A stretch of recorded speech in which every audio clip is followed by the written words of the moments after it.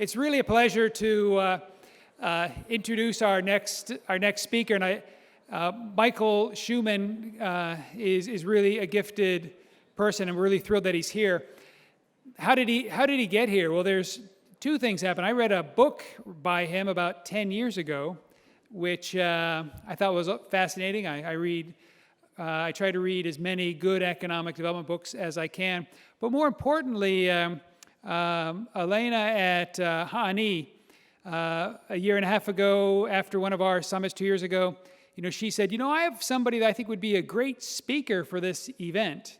And that's how it happens. We are constantly on the lookout for the world's best thinking and to bring to our region to help us to deal with these issues that affect our economy.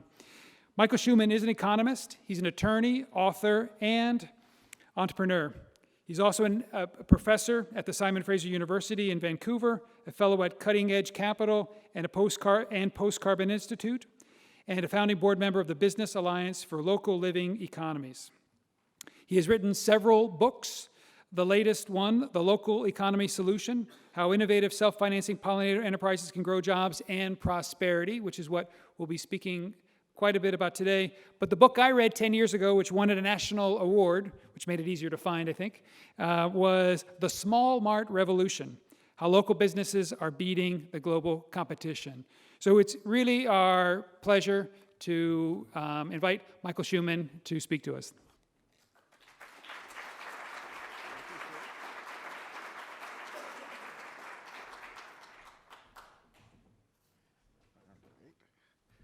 Well, thank you very much for that kind introduction, and great to be here. I was last here in Juneau 37 years ago when I was a law student. Actually, just before becoming a law student, I decided that this was the place to come to sort of free my mind. And I remember then just being astonished with the beauty of this place, and I still feel that way. So you're very lucky to be here, and I feel a very special privilege to be there with you. So I've titled today's talk, Pollinating Diversifying Clusters.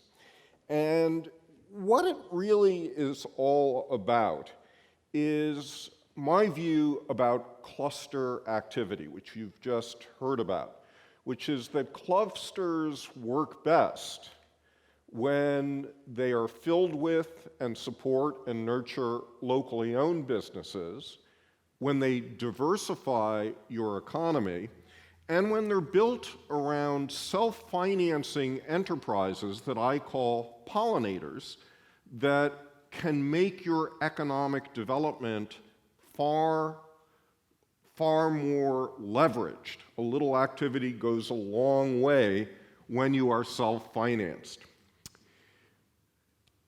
Let's see, so I'm pressing a button and nothing is happening. There we go. Okay. Economic development is all about creating jobs, expanding income and wealth opportunities, building the public sector so that you can do a bunch of other things. We all love economic development, but there's a lot of debate on how we do economic development. So is this the case that you're turning this? Because this is going to be very slow if we do this. Okay. Well, Alaska, as I see it, has a number of unique challenges when it comes to economic development.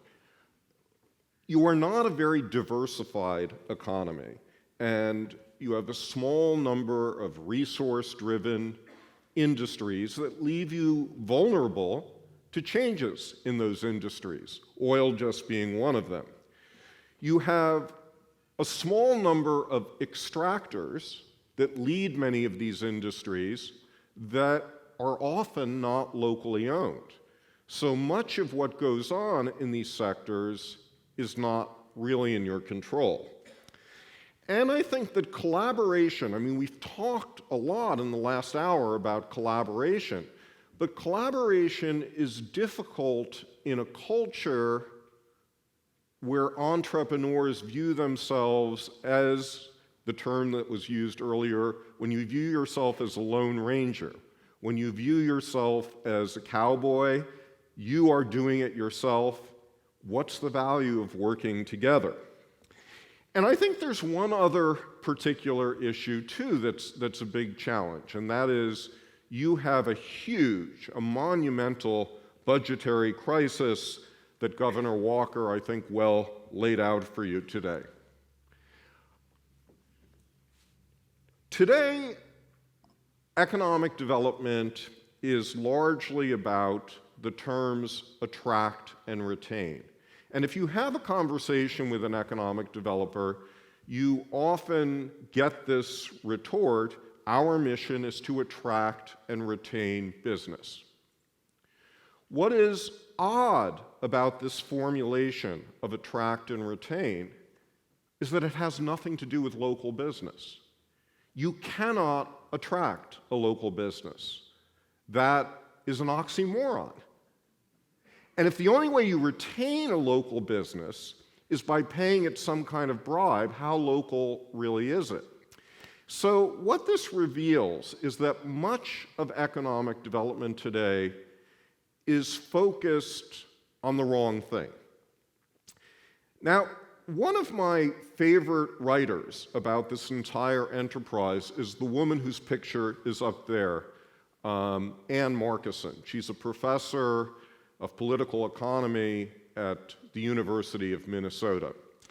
And she wrote, I think, one of the best books evaluating this attract and retain economic principle and practice. She brought in people who are supportive of the practice, people who are against it, people who are in between, and her conclusion was incentive competition is on the rise. It is costly, generally inefficient, and often ineffective for winning regions. Now, it's clearly ineffective for losing regions, but for winning regions, the only thing I disagree with in Anne's formulation is the word often. I would argue that it is always ineffective to try to bribe a company to come into your region, because the opportunity cost is huge. What you could do with that money with local businesses is so much more profound. Next slide. In order to help you visualize this, I want to first talk about an example of economic development as usual, done out of Sarasota, Florida. Sarasota, Florida, appropriately enough, is the home of the Ringling Brothers Circus, which is why I have the clown there. And a little more than a year ago, I was giving a talk in Sarasota about local food, and someone dropped a copy of the local newspaper in front of me. And the headline said that the Economic Development Department of Sarasota, 10 people in all, had done nothing over the previous year except try to attract a Danish pharmaceutical company called Zealia. And they had put forward a $137 million package to bring this company into Sarasota. Now, if you ask yourself, how many jobs is $137 million going to bring you? And you probably are thinking of several thousand, okay, at least 1,000. It turns out it would bring in 191 jobs. And most of those jobs actually would be filled by outsiders who already work for Zealia, who would be moving into Sarasota. Now, this is crazy. This is crazy economic development. I mean, think of it this way. It was about $717,000 per job.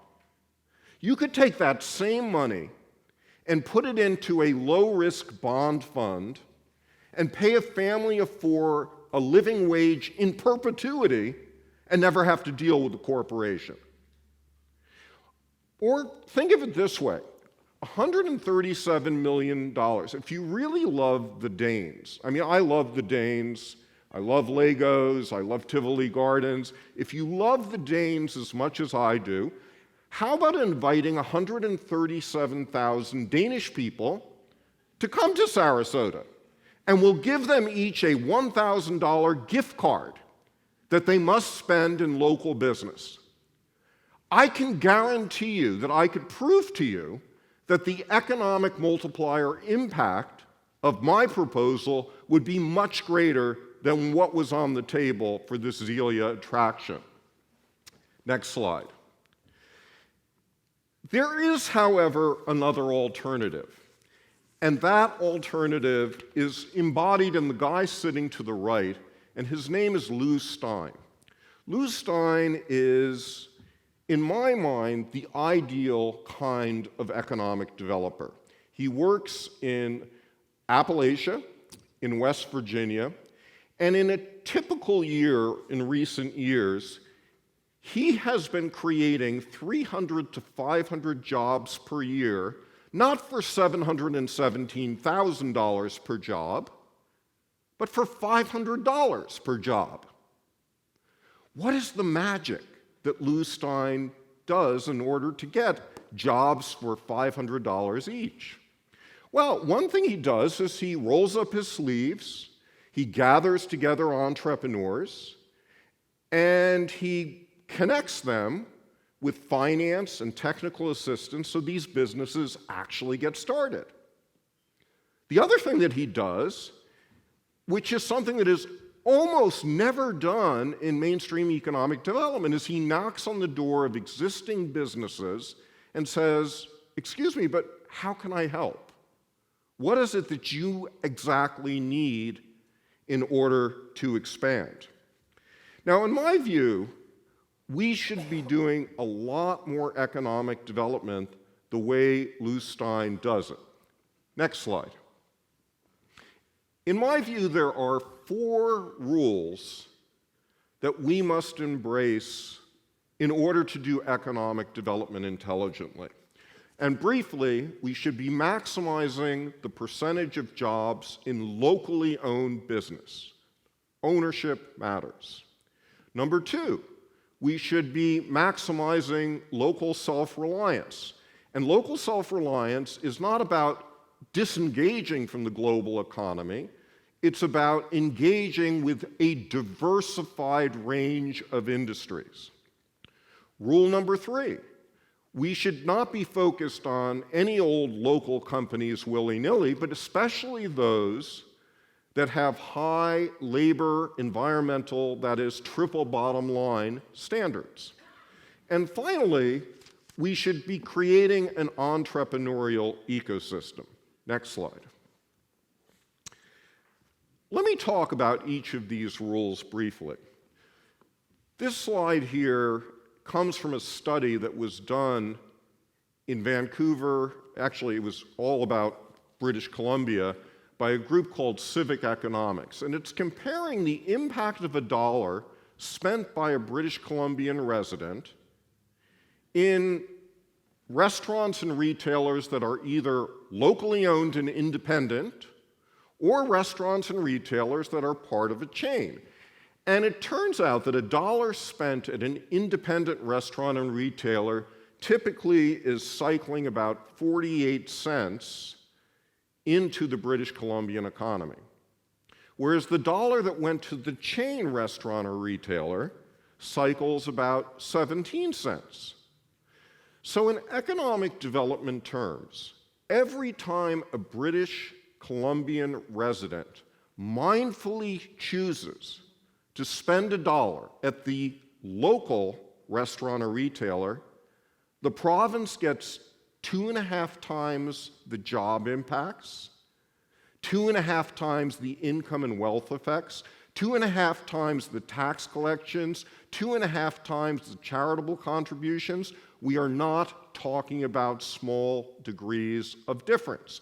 And it happens because local businesses spend more of their money locally. Next slide.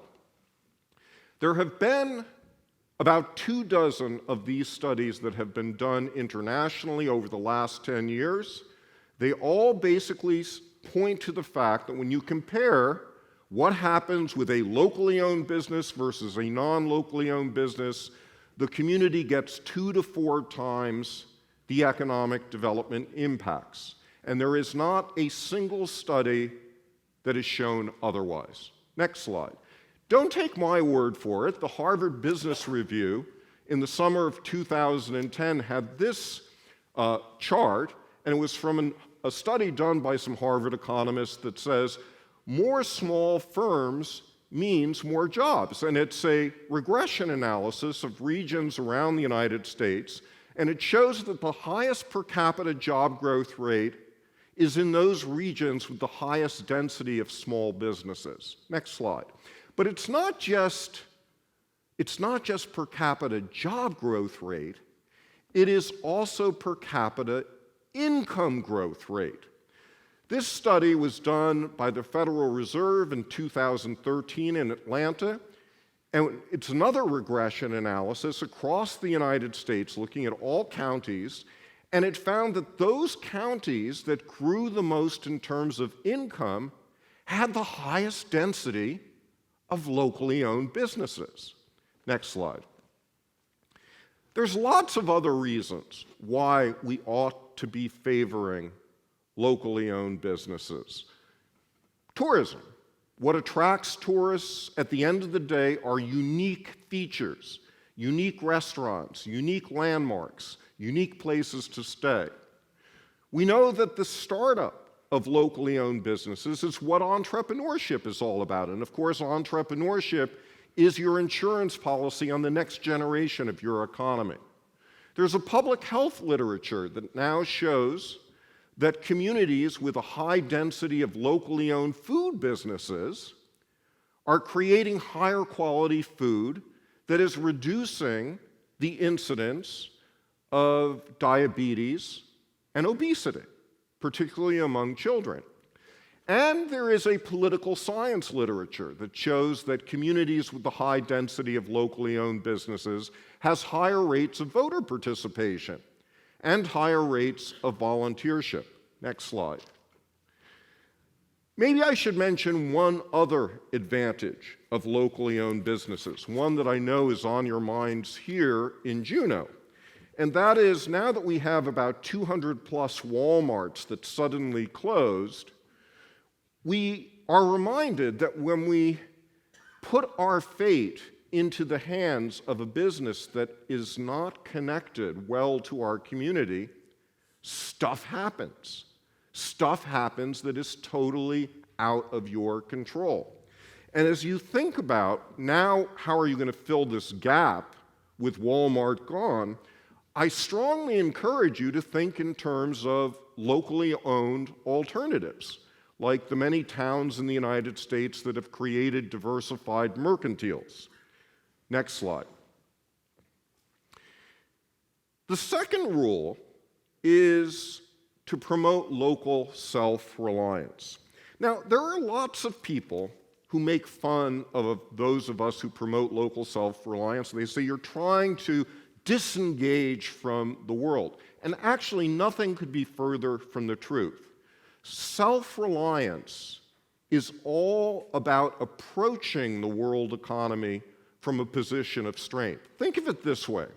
The strongest economy is going to sell as much as it can locally and sell as much as it can globally.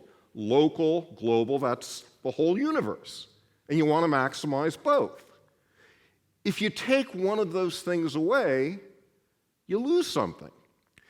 And one of the problems, I think, in conventional economic development thinking is the assumption if you just focus on the global side of the picture, the local side will take care of itself.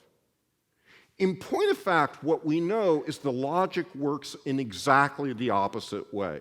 If you nurture Hundreds, if not thousands, of locally owned businesses, many of them, like yourselves, naturally start to gravitate toward regional, national, and global markets, and you don't need subsidies in order to get there. Next slide. So I want to give you an example of a community that became wealthy following this idea, and it's the community of Ann Arbor, Michigan. But in particular, it's a story of one business called Zingerman's. Zingerman's is a delicatessen that started about 20 years ago, and in the first 10 years, they grew. They were very successful, and they had a real dilemma on their hands. Their managers needed growth. They needed more challenges in order to keep them. But would they become a chain like Schlotzsky's? Or would they do something else? And they decided in the end not to become a chain, not to leave Ann Arbor, because, number one, they cared about quality control, and they worried that if they created cookie-cutter Zingermans all over the country, they would lose some of that quality control. And then the second reason was the relationships. The reason they loved to come to work every day was to kibitz with their friends and neighbors, and they didn't want to be in planes checking out second-rate versions of themselves all over the country and losing those connections. So in the end, they decided rather than grow wide with a chain, they would grow deep. And they looked systematically at things coming into the deli and things coming out of the deli. Next slide. So, for example, next slide, they serve sandwiches on bread. So why not create a bakehouse? Next slide. They serve coffee. We could create a coffee roasting company. Next slide. We serve ice cream and cheese. We could create a creamery. And then looking at things coming out of the deli, they saw value-adding opportunities. Next slide. They created a sit-down restaurant called the Roadhouse. Next slide. They created a cake business, a mail-order cake business. Next slide. They created a training module for other businesses called Zing Train. So in all, Zingerman's is now 10 independently owned businesses that all co-license the brand. The partners meet once a week for quality control. And collectively, they are responsible for 650 jobs in Ann Arbor and sales of over $50 million a year. Now, I want to make 2 points about Zingerman's. The first point is that I think they pose a little bit of a challenge to traditional cluster theory. Because traditional cluster theory says, we're going to look for your global competitive advantage and build around it. But did Ann Arbor have a global competitive advantage in food? No. They had bupkis going on in food. They created a cluster from scratch. And increasingly, in an economy as fragile as yours in Alaska, your challenge is to create many, many new clusters from scratch. The second point to make about all of this is that the leadership was not the Ann Arbor or the Michigan Economic Development Department. The leadership came from a company. And I would argue that increasingly, even with the best work of Brian and other folks involved in economic development, most of the work around economic development has to come from you sitting in the audience. Next slide. The third rule has to do with triple bottom line standards.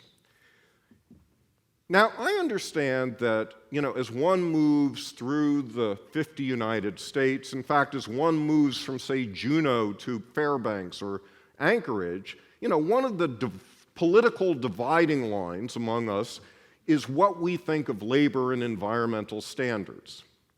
But here's where I know there is complete consensus. If I asked any community in Alaska, would you rather have full employment with low labor and environmental standards, or would you rather have full employment with high labor and environmental standards?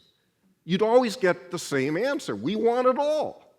And the only reason we have this debate is that some of us think, incorrectly in my view, that there's a trade-off. But in point of fact, part of the responsibility of economic development is identifying the great businesses that are sitting in this room that are profitable and good to their workforce and great for the community, and teach other businesses about these models. Next slide. The last point, the last rule, is to create an entrepreneurial ecosystem. Next slide. And in my view, that entrepreneurial ecosystem will follow 6 rules. Well, 6 Ps, really. Planning, people, partners, purchasing, and policy making. Planning means, in part, identifying leakages in your economy. All the places where people living in Alaska or businesses in Alaska are unnecessarily buying outside goods and services, and using those insights as a way of creating new businesses and new opportunities for import replacement. People means nurturing entrepreneurs who lead those leak-plugging businesses. Partners is really all about what we're talking about with clusters. Partners is, how do you put together a network of businesses that is more competitive working together than they would working apart? Purse is about how do you get capital that is in the pockets of people living locally, either in their banks or their pension funds, and put that capital into local businesses. Purchasing, how do you spearhead buy local or think local first campaigns? And finally, policy making. In my view, public policy, you could have an expansive view of it. I have a very narrow view of public policy, which is simple. Stop discriminating against local businesses. Help local businesses, and they will do great. Next slide. Now, I want to relate those 4 rules with a little bit of what we're thinking about with clusters, just so you can put these 2 ideas together. And I did read this really interesting report that Brian mentioned called the Southeast Alaska Cluster Initiative, and it reports on tremendous progress. And one of the clusters that interested me was the mining cluster. And, you know, if we ask the question, so what do those 4 rules look like with the mining cluster? Well, one thing that actually happened with the mining cluster is that existing mining businesses were looking for ways of replacing worn-out equipment from a local remanufacturer of that equipment. Well, that is totally in tune with the 4 rules. It also is totally in tune because it's saying we're going to develop equipment suppliers in the mining business as a way of extending the value chain and becoming a little bit more self-reliant.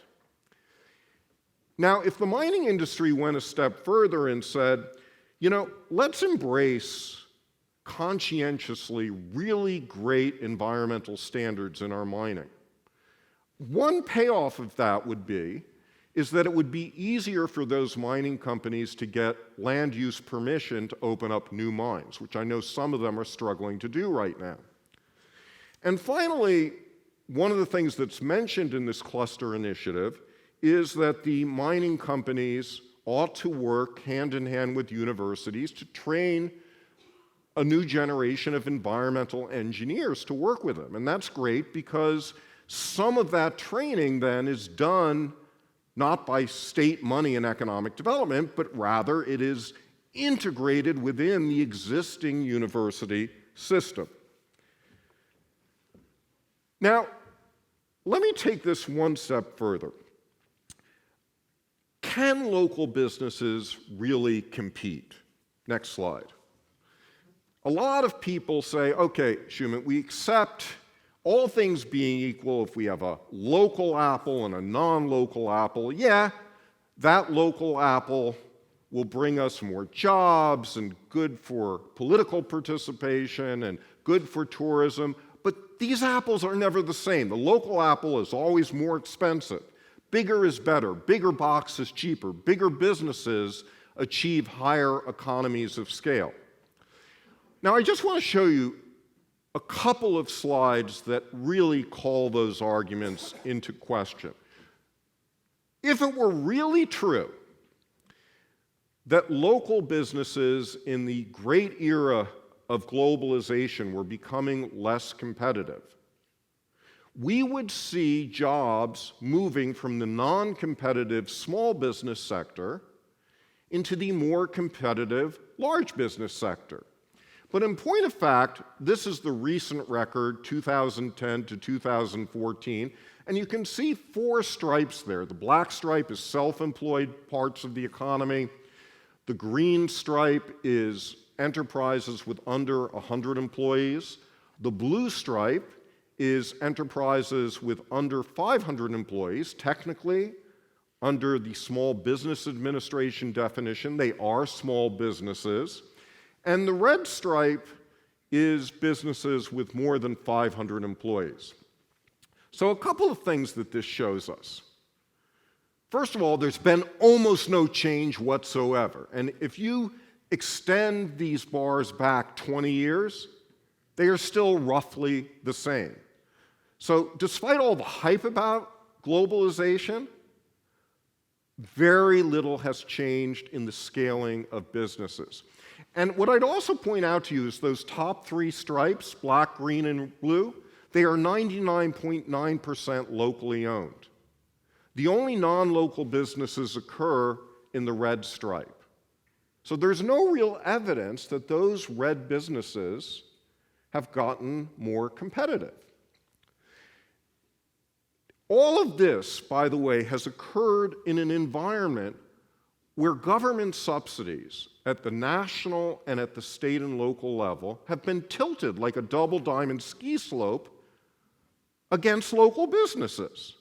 I mean, for example, the New York Times found 2 years ago that if you look at U.S. economic development programs at just the state and local level, $80 billion is spent a year in attraction incentives. Now, attraction incentives, from my standpoint, really, yeah, it's partially about creating jobs from bringing in other businesses, but really its effect is to subsidize the non-local competition and to make things more difficult for local businesses, which is entirely counterproductive. If we didn't have these kinds of subsidies, you would have seen jobs move from the non-local businesses into the local businesses. So think about that in terms of competitiveness. Next slide. What about profitability? The most recent data available from the US government show that sole proprietorships, which most small businesses either are or start out as, are 11 times as profitable as C corporations, with partnerships falling in between. Next slide. Now, there are some tricky things about how you account for this, and I think the better accounting is done in the country, our neighbor to the north, Canada, actually to the south here, or east, I guess. I have to get my bearings straight. And this is from Stats Canada, their most recent data, and what it shows is that the most profitable businesses in Canada have 10 to 20 employees. The least profitable businesses are those with over 500 employees, and those that all Canadians are putting their money into on the Toronto Stock Exchange. Go figure. Next slide. So, given what I've said about competitiveness, the question is, how ought economic development act on this?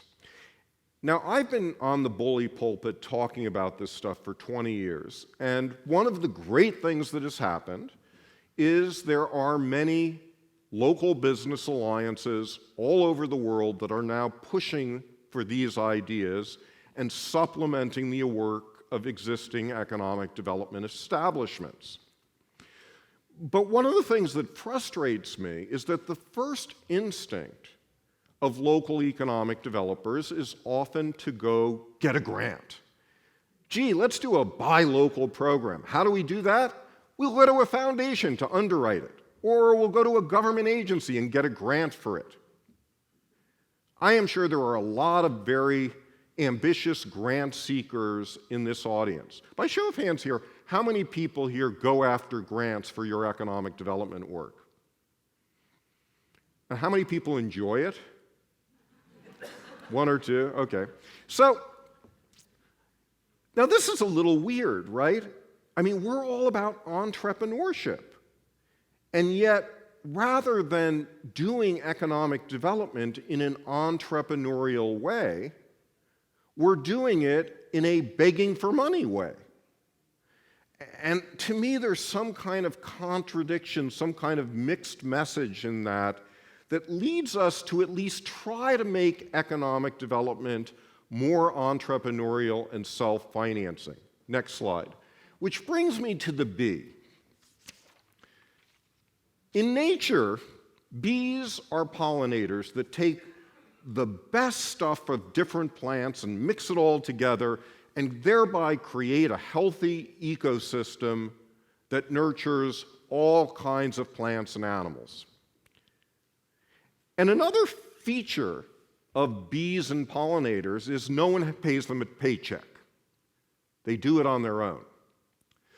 Now, in my view, we can analogize to another way of thinking about economic development, that we could create pollinating kinds of enterprises that take the best stuff that every local business has to offer and mix it all together and create better clusters and a better self-financing kind of ecosystem for entrepreneurs. And that's really what my new book is all about.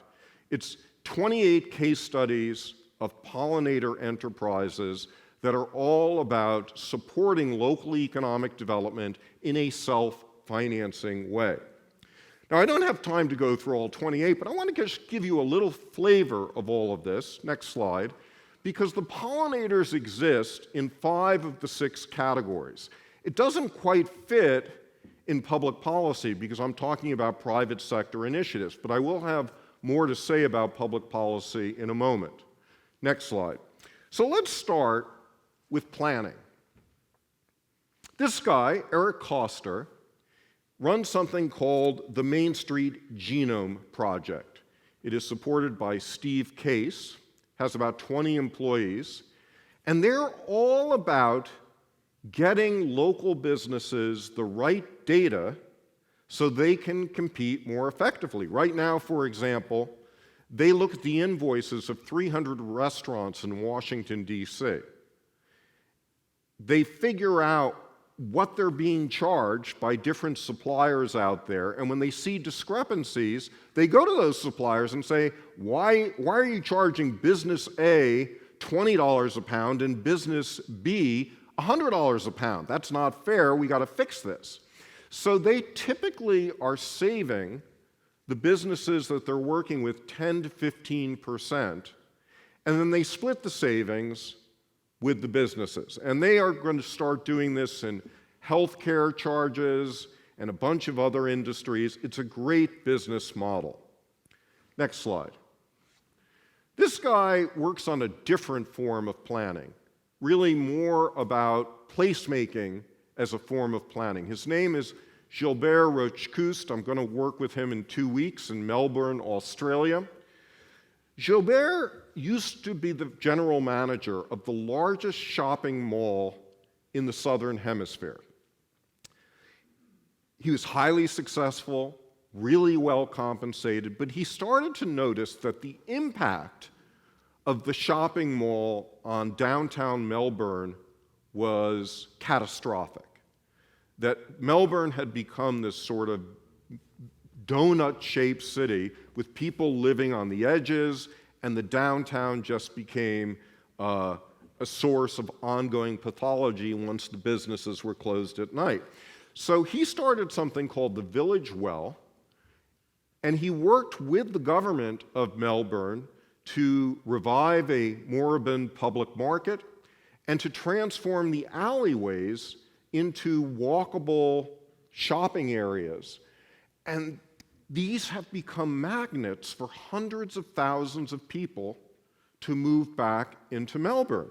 And this stuff totally paid for itself because the tax base of Melbourne is significantly greater now. What used to be crime is now commerce in the streets. And the greening activities that he did in the alleyways reduced the amount of water and energy required. Next slide. What about for local purchasing activities? How can we do buy local in a more entrepreneurial way? Well, the guy on the right is named Colin Pape, and he runs something called Shop City, based in Canada. Colin grew up in a town in Ontario called Midland, 16,000 people, a little bit smaller than Juneau. His parents ran a paint store. And around the year 2000, in came Walmart and Home Depot. His parents' store and many other local businesses felt under siege. So he decided to come to their rescue with the one skill that he knew he had, which is software development. He then, next slide, created something called Shop Midland, a website. Originally, just a few businesses were on there. He created the web presence for those businesses and got paid for it. Today, there are 1,500 local businesses in Midland that are on his site. And this site now has been replicated in 25 other Canadian cities, 15 US cities, and it pays for itself. It is buy local activity that pays for itself in a coherent business model. Next slide. The guy in the center is named Arno Hesse. He's a German expatriate. He lives in the Bernal Heights area of San Francisco, and he created something called Bernal Bucks. Bernal Bucks is a debit card, and as you know, a debit card, every time you use it, a little percentage of it goes back to the sponsoring bank. Arno convinced his local credit union that they should create a specially branded kind of debit card called Bernal Bucks, and then that money, that extra fee money, should go not to the credit union, but to him. And he would then work with the card holders to teach them how to use that card effectively at local businesses. It has been a tremendous success. He has 3 full-time employees. That, again, is what a self-financing, buy local program looks like. Next slide. The people in this slide are a couple, Katrina and Michael Carlo Descato, and started a loyalty card in Portland, Oregon, called Supportland. Since has changed their name to Placemaker. But this loyalty card, every time you use it at a local business, you accumulate points or other kinds of value that you can use at all of the local businesses, several hundred in the network. There are 80,000 residents of Portland who actively use this card. And this is becoming such a successful business, driving customers to these participating local businesses, that it's spreading now in a half dozen other cities in the United States and Canada. Next slide. What about entrepreneurship? How can you do entrepreneurship in a self-financing way?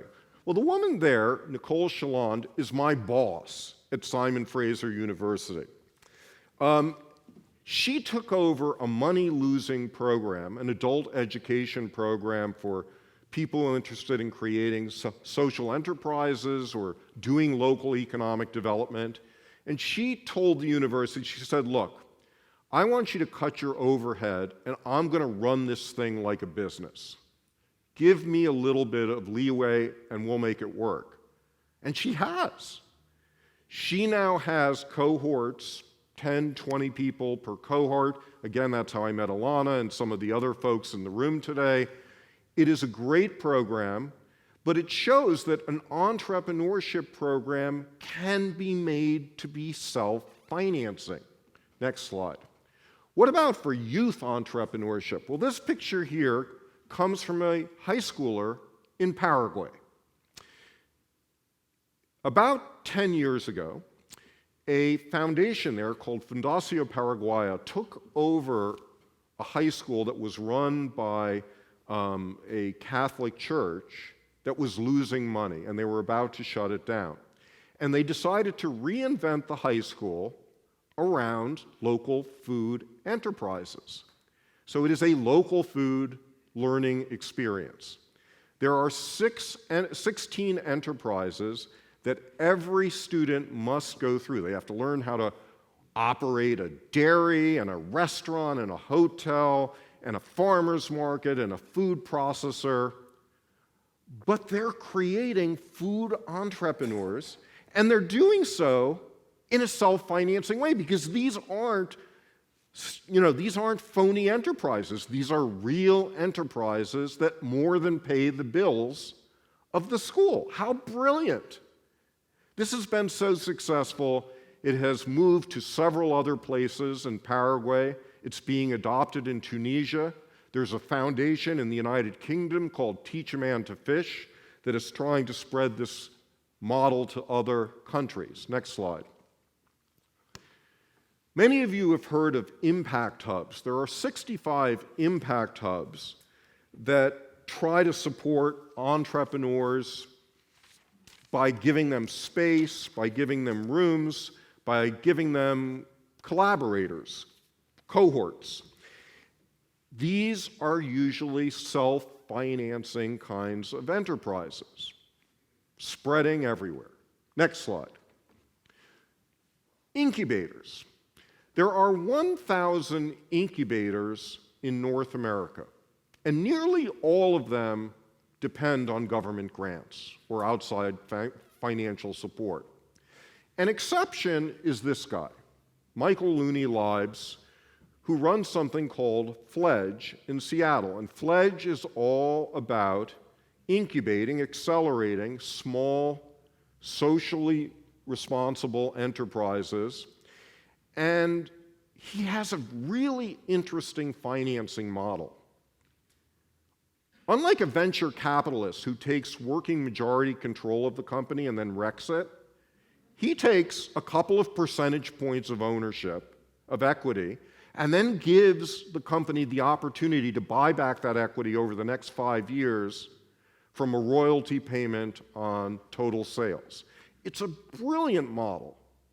He's still only a few years into it, but in my view, that's what every economic development program should look like, because you're supporting businesses and they should be supporting you back.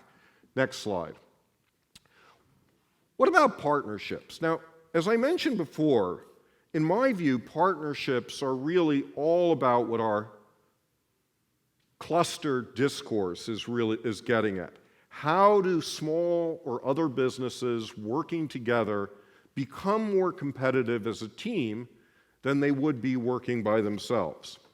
I mentioned earlier that I was active in the startup and spread of something called BALI, the Business Alliance for Local Living Economies. And right now there are 80 BALI networks in North America. But what's interesting is that most of these networks are not self-financing. They are very much dependent on foundation fundraising. An exception is this woman, Stephanie Jackman, who runs the BALI network in Calgary in Alberta. Now, one strategy for her to be self-financing would be to have 1,000 members, and they each pay dues, and that would support her. But in fact, she has 120 members, and they each pay thousands of dollars. Why do they do that? Because she is the great marketing firm, the great advertiser that they can't afford on their own. She has opened up advertising deals in the local newspaper that they couldn't get on their own. She now has opened up internet-related marketing to them that they couldn't do on their own. Next slide.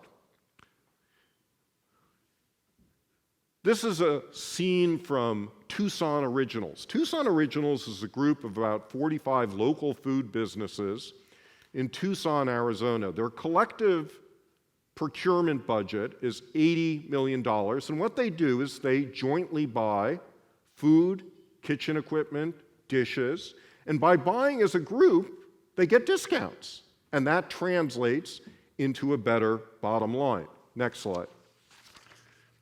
This picture here is from a public market that many of you have gone to, I'm sure, Pike's Place in Seattle.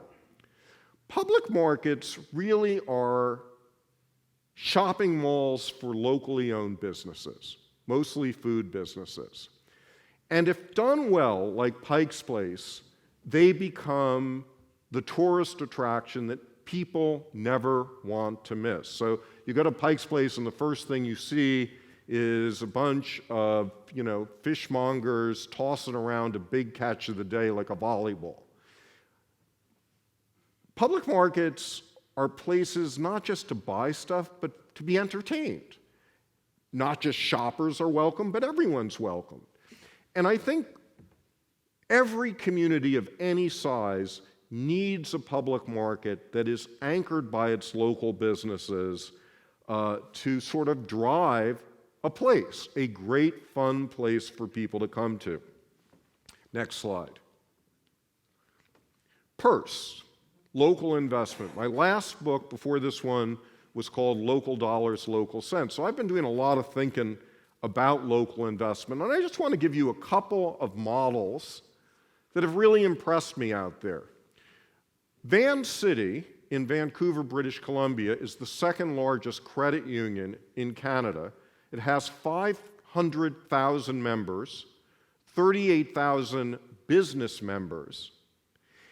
And this woman here is paid by Van City to work with the business members to improve their competitiveness through green business measures.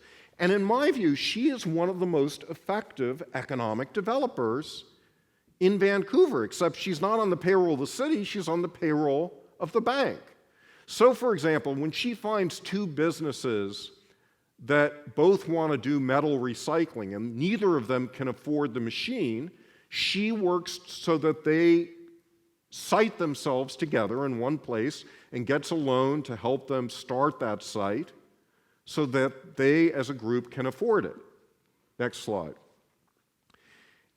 This woman, Jenny Casson, is a friend, colleague of mine, works for something called Cutting Edge Capital until recently. And Cutting Edge Capital is all about doing direct public offerings. That is, small stock issues that help grassroots investors, like most of us in this room, connect with local small businesses. And she, unlike law firms, has figured out some really clever ways to bring down the cost of doing that. Next slide. This woman here, Linda Best, is a former public health statistician who runs an investment fund in Nova Scotia called FarmWorks. In 1998, the province of Nova Scotia passed a provincial law called the Community Economic Development Investment Fund Act. And what it does is it allows grassroots groups to easily set up investment funds, and then when people put their retirement savings into that fund, they get a tax credit. And then they're also allowed to take their tax-deferred retirement savings and put it into these funds. Today there's 60 of these funds. FarmWorks particularly supports farmers and local food businesses. You know, if the United States had as many of these grassroots funds per capita as Nova Scotia has, we would have 21,000. Next slide. I promised I would say just a little bit about public policy, because at the end of the day, I do believe that economic development mostly has to be driven out of the private sector through pollinating enterprises. But there are things that the public sector can do to be supportive. So you're in a period right now where the government doesn't want to, and in fact can't, spend more money on anything. All right, I'm starting from the same place. Here are public policies that either save you money or cost nothing. Number one, stop wasting money on outside attractions. That will bring you many, many millions of dollars that you can put in better forms of economic development. Next slide. Next slide. Number two, get your community, your city, your county to put its money, do its banking with a local bank. That then has a double impact because it is much more probable that that money that you're putting into the bank is going to be used to support locally owned business. If you think it's impossible, go to the land where Barry Goldwater heralded from, Phoenix, Arizona, where the city just moved a big chunk of its money from a big bank to a local bank. Next slide. Procurement.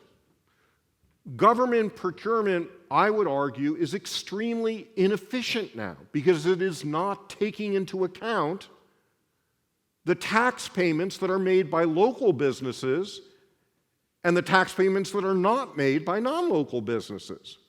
So this guy here is the premier of New Brunswick in Canada, Brian Gallant, and one of the planks that he ran on when he just got elected is to recalibrate their procurement system under the principles I've just talked about, to really take into account those tax dollars, and this will automatically shift a lot more procurement to local business. Next slide. Finally, there are 30 states in the United States that have passed securities reform to make it easier for people to do crowdfunding. The yellow ones on the list are ones where legislation is pending. And notice that Alaska is pending. I'm delighted we're going to hear later from Senator Mia Costello, who is sponsoring this legislation, but you guys have to get this done.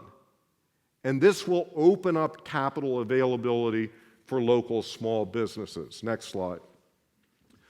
The bottom line on all of this is you have to focus. You know, sometimes when I engage in conversations with economic developers, they say to me, look, we support all kinds of businesses, big businesses, little businesses, local businesses, non-local businesses.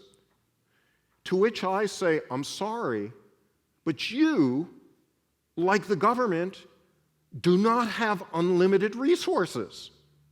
And every dollar that is spent on a pointless, inefficient attraction is a dollar that's unavailable for supporting a local business. And every hour of your time that is spent trying to fish for some outside business is an hour that is unavailable for nurturing the local businesses that really will contribute to economic development. Next slide. Where I want to leave you, and where I leave my recent book, is with the story of Aladdin, but sort of as told by Disney. And as you recall, Aladdin picks up the magic lamp, and out pops Robin Williams, who is the, wonderful, humorful genie. Next slide. And he says, Aladdin, you've got 3 wishes. And a couple of things about these wishes. First of all, I can't kill anyone. Second of all, I can't make anyone fall in love. And third of all, you can't wish for more wishes. But suppose you could wish for more wishes. To me, this is the beauty of pollinators. Pollinators give us the opportunity, rather than supporting one business, one industry, one cluster, one clunky bit at a time with, lots of money that moves the needle just a little bit. Pollinators allow us to set in place a local infrastructure that supports hundreds, if not thousands, of local businesses. That, to me, is the beauty of it. Next slide. But there's another way that the pollinators lead to a happy ending. Everything that I just shared with you is happening somewhere. There is nothing magical about what I'm talking about. And as Kenneth Boulding says, anything that exists is possible. It's just not happening in one place. And to me, that is what could happen here in Alaska. Why not Alaska, to have all of the pollinators happening together and operating in a synergistic way? Why not you folks here right now? Francis Bacon once said, "Things that have never been done never will be done, except by means that have never yet been tried." Final slide. Thank you.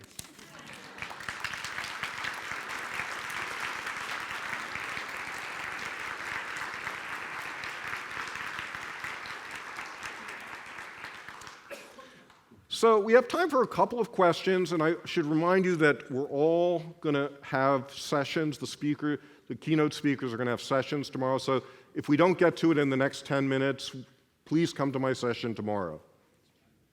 5 minutes. Dave has the mic. Is there a question? We have a mic in the middle.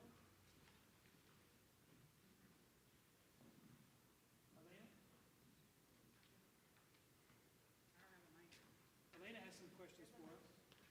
Okay. There's one up here. There's not. Well, that's okay. So yeah. we're just going to try real quick another poll if there's no questions. So to get started, you're going to need to grab your cell phone. And you're going to need to activate the poll again. So you're going to text to the number 22333.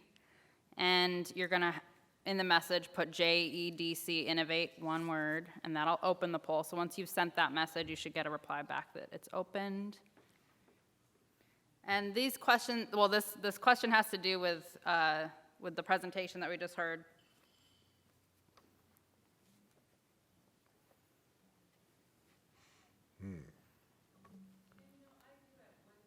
Yeah, go ahead.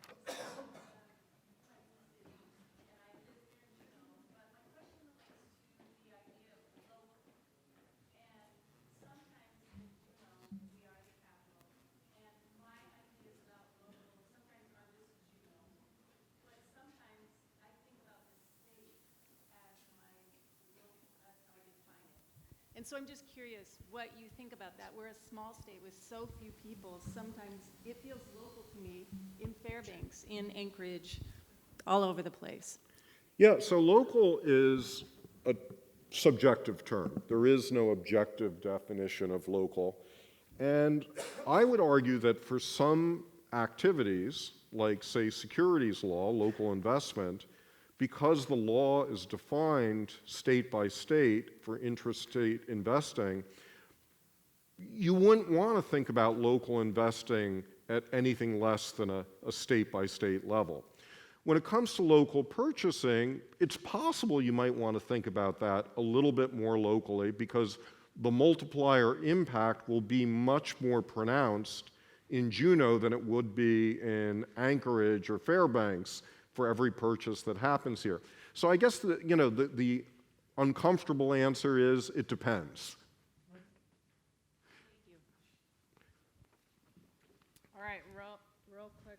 Oh, We had it and then we lost it. Oh well.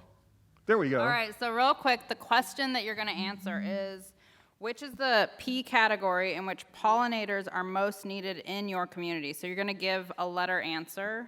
So you can either answer A, planning, B, people, C, partnership, D, purchasing, or E, purse. So again, which is the P category in which pollinators are most needed in your community? And these are answering as a percentage of all the answers that have come in.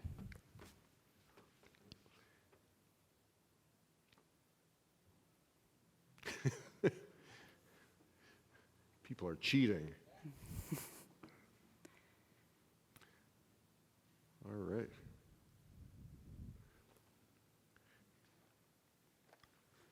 So, interesting, okay. So as befits a conference rooted in discussion about clusters, partnerships is very high at 27%, and entrepreneurship is very high at 29%. So that is really good to know.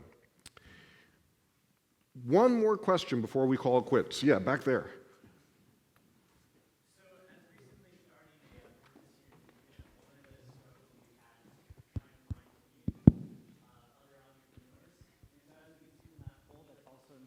For everyone else.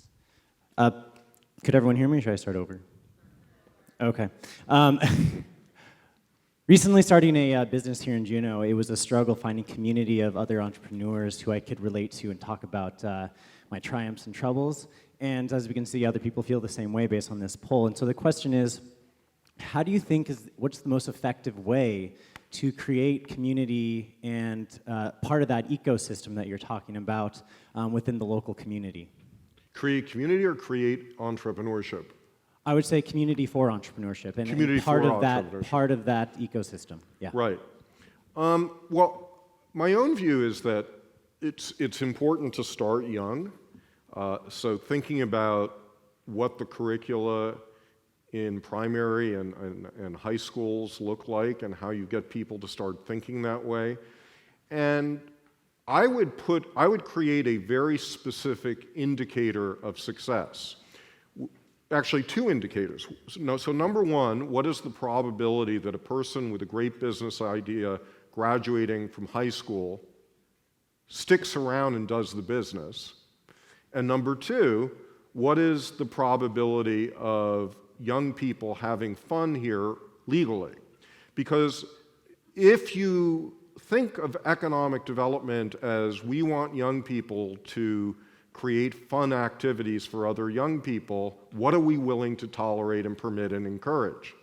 So I would just say start with the young and the other pieces will fall into place. I think we have run out of time, so thank you.